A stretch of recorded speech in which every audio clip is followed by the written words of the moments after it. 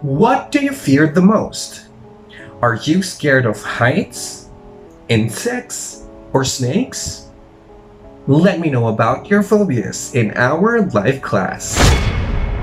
Hello guys, it's Teacher Adam again.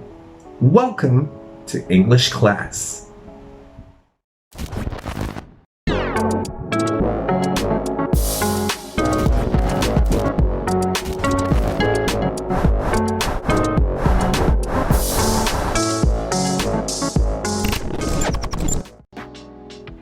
Did you know that according to the National Mental Health Institute in the United States of America, the number one fear of people nowadays has something to do with public speaking? 75% of human population suffers from the fear of speaking to a large crowd. It is surprising that more people fear public speaking than death. This fear is called glossophobia, which comes from the Greek terms glosso, which means tongue, and phobia, which means fear. Speaking activities will surely be a challenge for students who suffer from this phobia.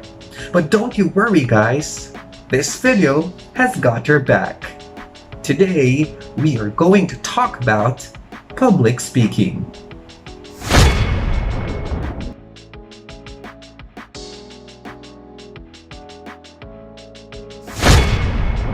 Public speaking is an act or process of communicating with an audience orally. Traditionally, the speaker gets up on a stage, stand before a podium and a microphone, and deliver a speech before a crowd. But as time goes by, public speaking activities evolved, specifically with the help of technology. And this includes online presentations and video conferencing. Public speaking happens in different situations. It could be done as a class project or as part of a school activity, just like when you campaigned for a student government position. It could also be done in clubs or organization events, through debates, seminars, and demonstrations. It is also important in job or internship presentations, which you will surely experience in the future. And it could be done through a simple speech in family gatherings such as wedding, birthday, and anniversary celebrations. The types of public speech are identified through the purposes they serve. They are as follows. The first type is informative.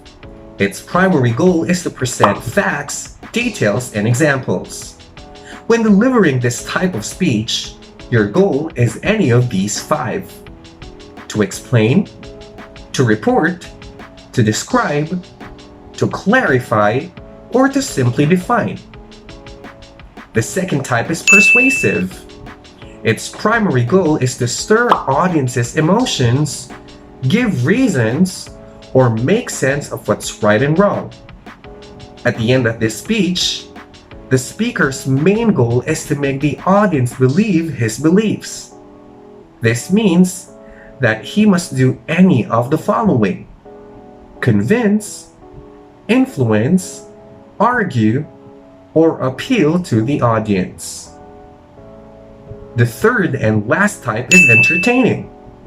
This would definitely be the hardest one to make, as the speaker needs to hit the primary goal, which is to maintain great ease and elegance while doing the following: catch the audience's attention, hold their interest, use humor, and exude charisma all at the same time.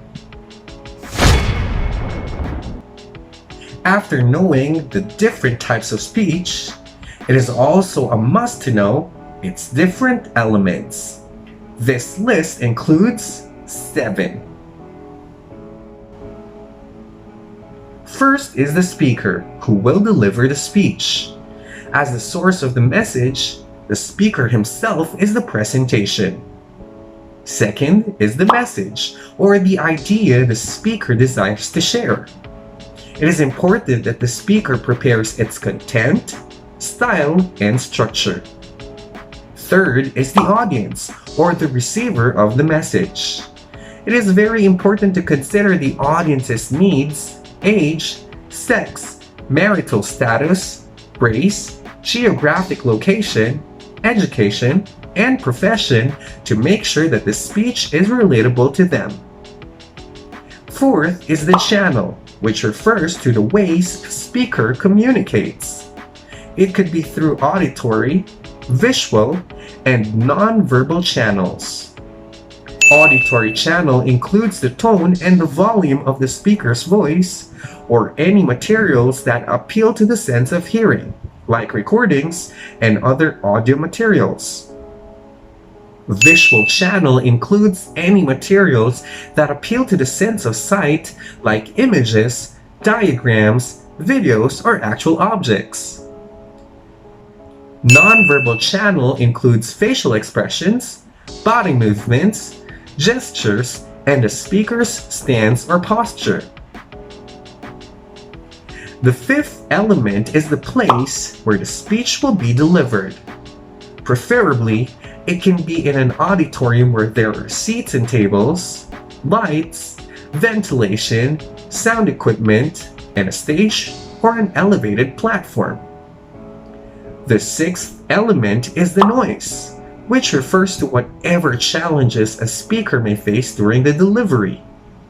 There could be external noises that come from poor auditorium, inaudible sound, bad ventilation, visual interference, or any obstacles between the speaker and the audience. There could also be internal noises like nervousness, stuttering, blank mind or confusion, or obstacles that come from within the speaker. The seventh and the last element is feedback. This refers to the response that the members of the audience give to the speaker, which can be identified through their interest, attentiveness, reactions, or even small gestures. The speaker must provide them the information they need. There are different ways of public speech delivery. It can be any of the following: reading a manuscript, recalling from memory, speaking impromptu, and speaking extemporaneously. Regardless of the type of delivery, a public speech is made through these steps that present its different parts. First, construct your outline. Make sure that this skeleton becomes your guide in arranging your points. Second, write your introduction. What makes this challenging is that you need to make it interesting enough to catch people's attention. Remember that the speaker only has 60 seconds or a minute to grab the audience interest. If not, they will get bored and won't listen. This is also the part where the thesis statement is found. Third, include details in the body. All main points are presented here. Arrange them from the interesting to the most interesting order to hold the audience's interest and attention. Make sure that the audience follows the development of the details. Last, make a great final impression through your conclusion. There are different ways to end a speech. A speaker can do a generalization, which is the summary of the main points, leave a challenge, which requires the audience to perform a change in their beliefs or actions, or post a hanging question, which the audience needs to answer in their mind. The best way to conclude your speech depends on your topic.